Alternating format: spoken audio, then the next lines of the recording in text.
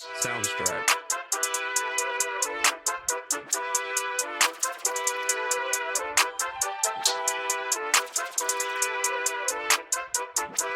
Soundstripe.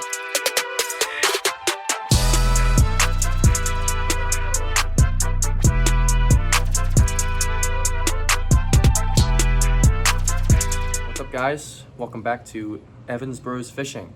The 2025 season is among us. It is here. And we're going to go over your must-have tackle and your common mistakes that you should avoid this season. All right. Starting off, you need to know what rod and what reel, what kind of line you want to use when you're fishing. So, a must-have rod that I think you guys should have is some sort of light combo rod and reel. This is an Akuma 1000 series, which is usually on the smaller side with only a 4'6" rod. This is definitely a light rod. This is what I use my trout magnets on, usually for panfish or usually smaller fish, stuff like that. You're definitely going to want this, especially when you're going for panfish like crappie, even bluegill and sunnies. You want to have something like this so you can at least catch something. Another rod and reel combo that you should have is some kind of fluoro setup. This is a Senko. This is what I usually use for Senkos, just so I can get it to sink more and get it to kind of go down further. I usually use this for Senkos, crawfish, something that I want to go down deeper into the water near the bottom. This I can work really well. Also, this is 10-pound line, I believe. And this is a 200 series, so it's a little bit bigger. Holds heavier line, heavier weights, and heavier lures. So that's basically what you're gonna want to use especially if you're fishing for something that you want to go down lower. All right, so we're gonna get in lures, baits, and terminal tackle. So got our little tackle boxes right here. Got our little jig heads, trout magnets, crappie jigs, all the good stuff for the little fish. And you must need a tube. The tubes are finesse, so when the bite's hard, just throw it out there, finesse the fish into getting a bite, which is always good. Never had luck on it yet, but I'll still get it. Yeah. Another must-have that you're gonna wanna use, at least lure-wise, are some Ned rigs. Yeah. This is what it looks like. Rigged up. Ned rig is like this. Tail wiggle. Pop it. It'll go straight up. Main reason for Ned rigs, it's when you want to throw these on beds. Basically, when the bite is really tough, you want to just throw this on bed. Work it kind of slow, but just keep popping the rod, and it'll pop up, entice a fish bite. Usually they will hit on the downfall of the... Yeah, usually they will hit on the fall when it's just kind of limping down there. So yeah, that's definitely a must-have you're gonna want to use. I say a must-have for top water. Good old popping toad or frog, whatever you choose. Some sort of frog or toad is really good for on like lily pads with a bunch of cover, just so you can get a lot of, because lily pads usually have a lot of cover, a lot of shade. So bass are going to be sitting under there. Yeah. So, especially near like reeds and other weeds and stuff like that. My go-to top waters are the popper, just a standard popper, and of course the whopper plopper. Never go wrong. Never go wrong with the whopper plopper, especially early in the morning. This one, you want to work kind of slow. Don't want to go too quick. Same thing with the whopper plopper, just a nice steady retrieve. You can pull, stop, pull, stop, but I like just a steady retrieve. Usually it's getting me a lot of bites. Must have fluke. It will imitate a shad, a bait fish.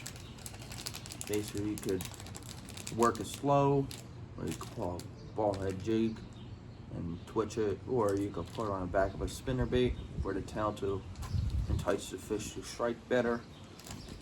And yeah, that's definitely, like, it can imitate, if you work it slow, you can imitate a injured or almost dying shad. It'll just entice more, mainly bass, to bite. But yeah, Another Crappie do go for that too. crappie do, they have bitten it before. I do know that. Go at the shad. A very essential lure that you're going to want to use, especially when you want to cover a lot of water, are spinner baits. Big time lures right here. These catch pretty big fish. I've caught about like 1.5 pound bass out of Green Lane with this thing, and that was when it was really cold. Usually they're pretty lethargic, they don't want to move too much, so this allows you to cover some water. Got some nice spinny actions, shiny. Yeah, this is definitely a good lure to have. With this one, gets a little just different color variation, so possibly draw more attention to different fish. So I would say must have is crankbaits. Definitely. Got a square bill. Usually shallow water. Nothing too deep, but this one is shallow, near the bank. Bounce off rocks, 6. And Definitely get through tough spots easily. Yeah, the crankbaits for covering a lot of water, especially just to kind of see what the fish are doing. Just kind of figure out what you want to throw for the rest of the day too. And say lipless. Lipless is very important. Yeah.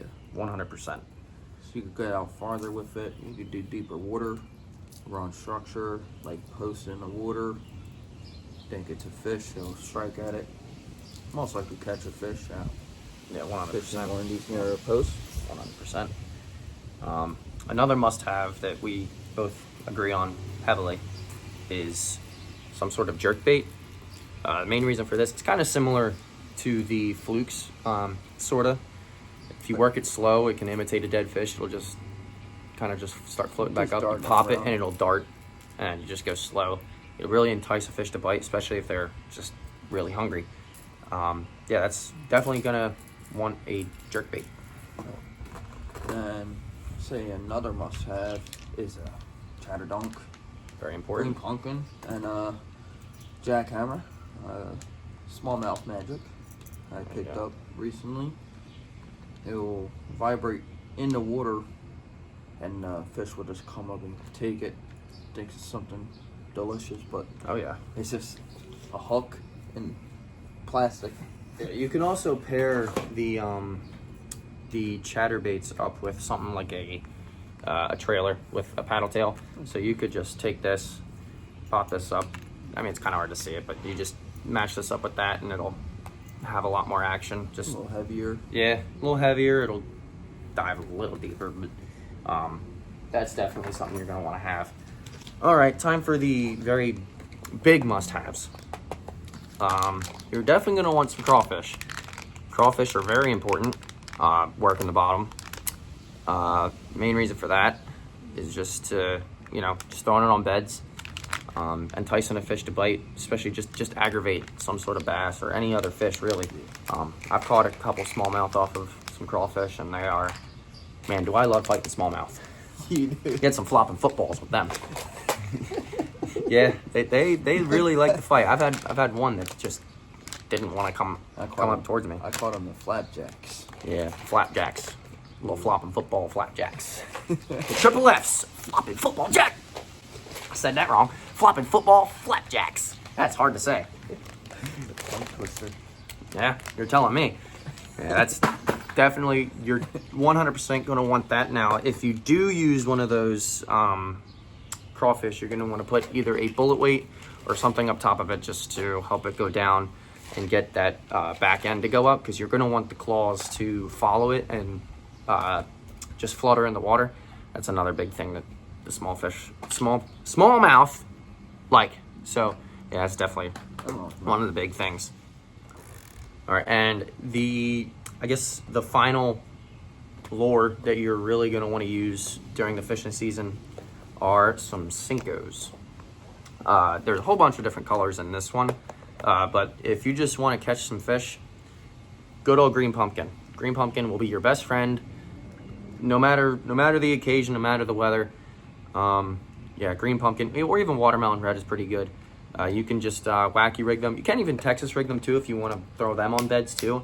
I personally haven't had luck with Texas rigs I never had one. with the Senkos, but the wacky rig, fantastic. I showed you guys a little earlier, but yeah, just something like this. So when you A weighted hook or I got a weighted jig hook for wacky. It's weedless too, which is really nice. You just pop it and you see the action of that sink worm. faster. Yeah, Get you down see- right to the bite zone. Yeah, that's just enticing a strike there. That's really what you want.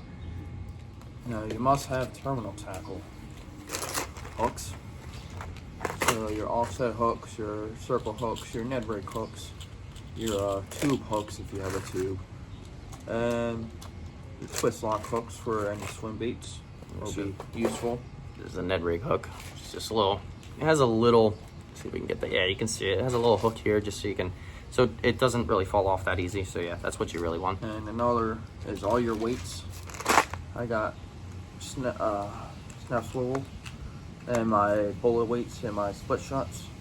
Very And important. bullet weights would be good for Texas rigging a crawfish or a Cinco, Mhm. like Nate said, Yes. which will get it down deeper to help you find those fish better. Yeah. Now my terminal tackle.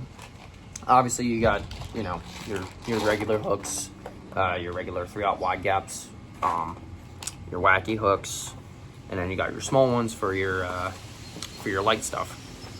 I would say the most essential one that you want to pair up with your small lures are these little jig heads. I believe these are Lost Creek. Yeah, Lost Creek. I believe these are Lost Creek jig heads. 160? I'm not sure the size, but I pair them up with these little Mr. Twister grubs. These catch some pretty good Anything. panfish. I mean, bass will go for this like crazy. These are really nice to have. Crappie, sunnies. Crappie, sunnies, bluegill, and even bass, you name it. They're gonna go after this. This is definitely something that I would put in my tackle box. Another one I'll put in my tackle box. Good old trout magnets. They catch some good fish. If you guys saw it on our YouTube shorts, I have a video of me catching a monster bass out of a penny pack Which is notoriously known for smaller fish. for smaller fish, but they are keeping saying no keep, so the fish are getting bigger in there. Yeah. But yeah, there's some Neon green, crazy. any color of trout Yeah. magnets work. If you haven't seen that short, I would go check that out because that fight was ridiculous, and just the reaction alone was enough That to was get my anybody. biggest bass Yeah, that's up his, there yeah, that's his PB. Yeah, there. for there. One terminal tackle thing that this is optional. It depends on how you like to rig your wacky worms. These O-rings, these little O-rings, are good for wrapping around the worm itself and then sticking your hook through it. This is just so your worm doesn't break, doesn't slide off as easy, so you kind of can save some wacky worms. I personally, I have them, but I don't usually use them because sometimes they're a pain in the butt to get on. But I usually just go without the O-ring. So, all right, now we're gonna get into the must-have tools, which include pliers and clippers. Some clippers there. I have scissors. I don't usually use that much because these pliers that I have little snips on them. Another thing that's good about these pliers are these O-ring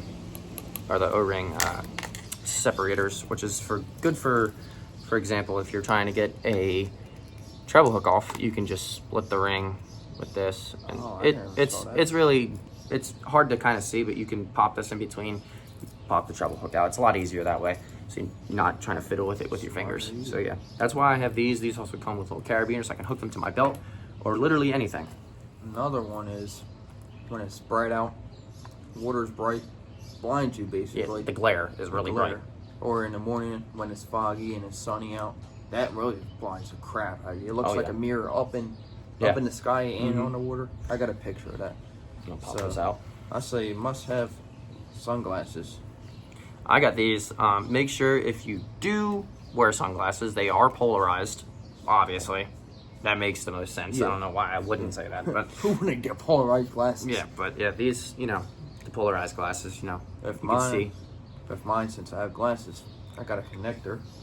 So I just put them on there, put them on here, flip them up when I want to see. Yeah, little flip-up Flip them, glasses. Those are really nice. They're actually pretty nice. I I would- actually love them. That yeah, definitely. Solid If you have glasses like prescription glasses, and if you don't want to spend money on actual sunglasses, It's cool. I would say go with those, just because I that's got just, these at, sorry. Yeah. I got these at Cabela's, right in, near the checkout spot in is it Harrisburg? it's around Harrisburg. Around Around Harrisburg, Harrisburg.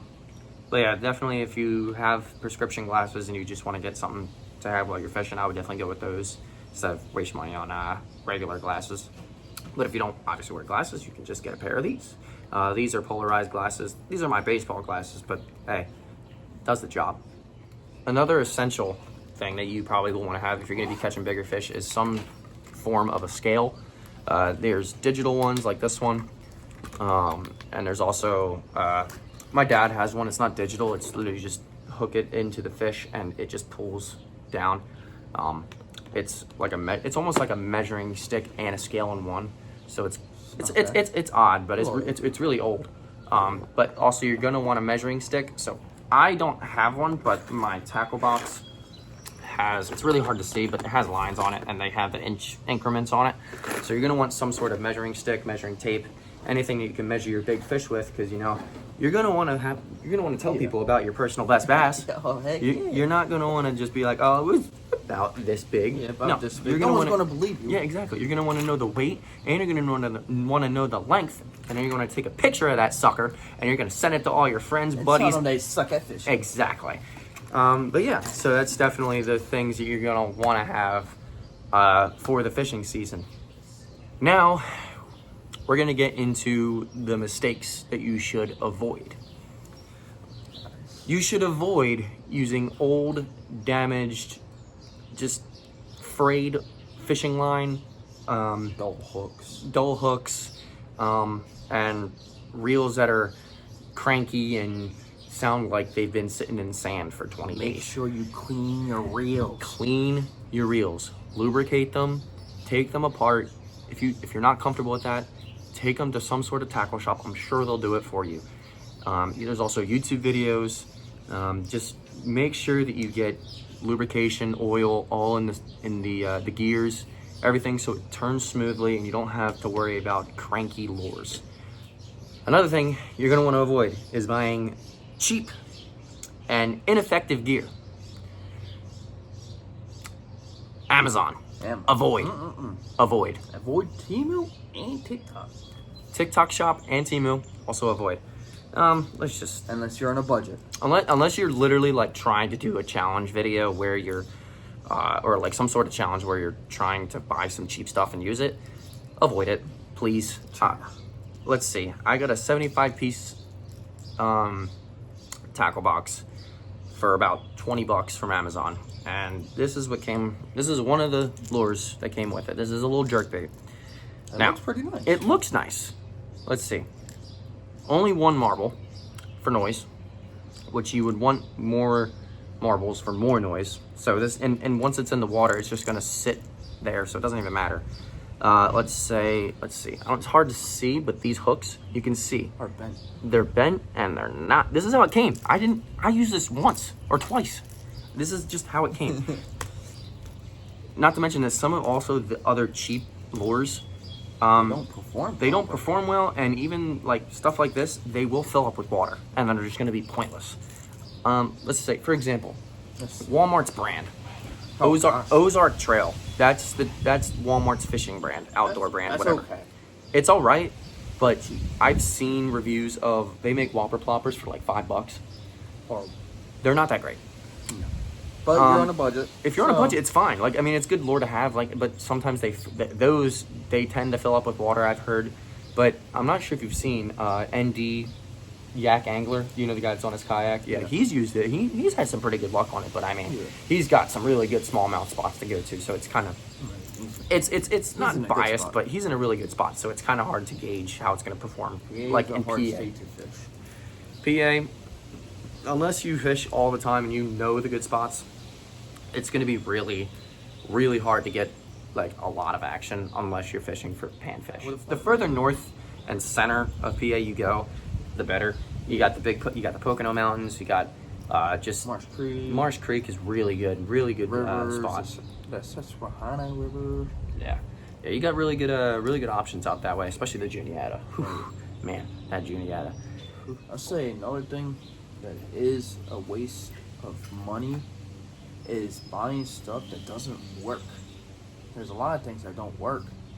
They put it out there, it catches fish, but you're spending countless money on things that you can't use in your area, or you just overspend. Then you want to get more of that because you like how it looks, but it doesn't work. Yeah. For example, like crankbaits, for example, they make millions of crankbaits and they put a whole bunch out on the shelves.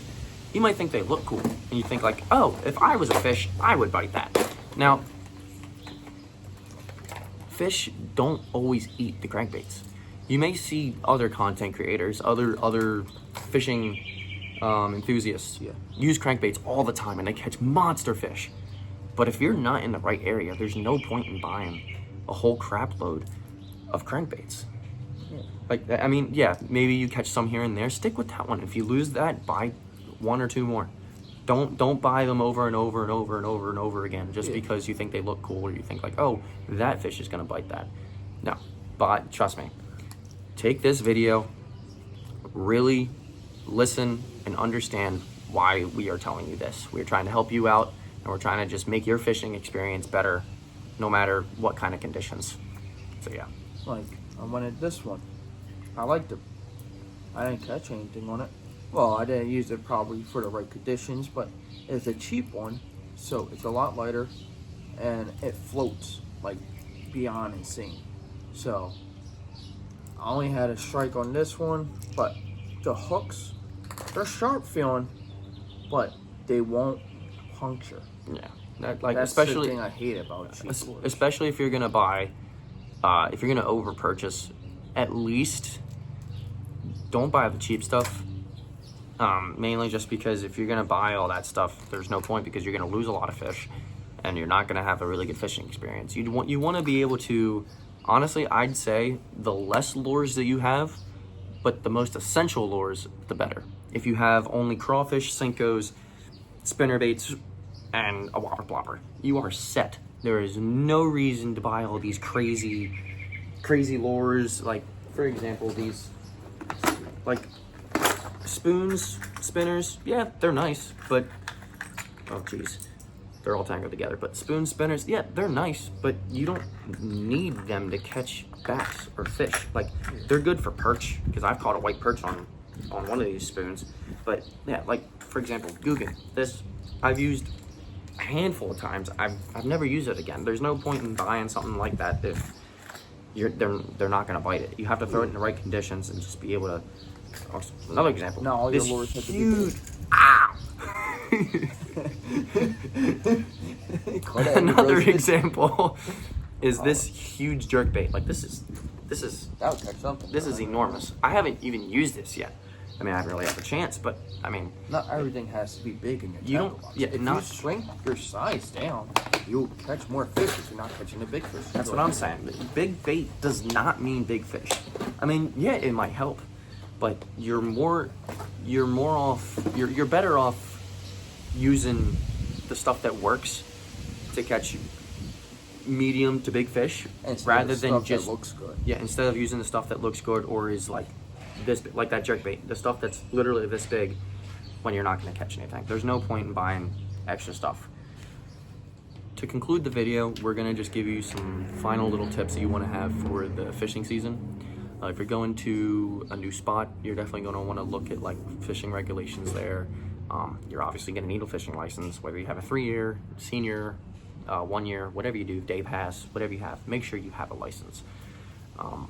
Now, another thing you're going to want to do are plan some fishing trips for those big fish. Like we have a Juniata trip coming up soon. And a Marsh Creek trip. Which is going to be really fun. We're going to record then. That's going to be fun. Juniata is really hard to record just because it comes up to your chest. I don't want to get my camera wet, so that's the big thing. You will have to upgrade from your phone eventually. Yes, we will upgrade eventually, but for right now, it's just all we got right now. GoPros are too expensive. Oh, they are really expensive. So another good thing to learn is tying a knot. We use a clinch knot. That's my main go knot because it's simple, easy. Just loop it, wrap it around 5-6 times, put it right through the loop you have, and Just tighten pull it. tight. The uni knot is also good. That would be good for spinner baits. Mm-hmm. And Palomar knot is Palomar usually knot. pretty good. All those knots are pretty strong. You have a clinch knot, you have an improved clinch knot. I use the improved. I just stick it back through the hole and then I stick it back through the loop. It's just a little better, but I mean, you never really had issues with your knots, so if I just messed up on my tying, I would know I messed up. yeah, exactly. You'll be able to see, like when you're tying a knot, you're gonna be able to see if it's bad. Like there's gaps and stuff, and it's just not good. You're also going to lubricate your line just with spit, anything, water, something like that, just so it doesn't cause Even a lot with of friction. the light line, you want to lubricate that a little bit more. 100%. Since this light line, What's that? the 4-pound line, Oh yeah, that breaks easy. this 4-pound, anywhere between I think 2 to 6, well, you'll be able to bite. Like it's really light. Like anything above that, it's going to be a little bit harder. But you're definitely going to lubricate. And make sure you check the line after you catch a fish with light line, because it might be freighted, might be messed up. Yeah, especially if you're going for musky fishing. If you don't have a leader, and even pike, if you don't have a leader, your line might be frayed, and that means as soon as you cast out there, you get a good fish on, it's gonna snap. So there's no point in even. But yeah.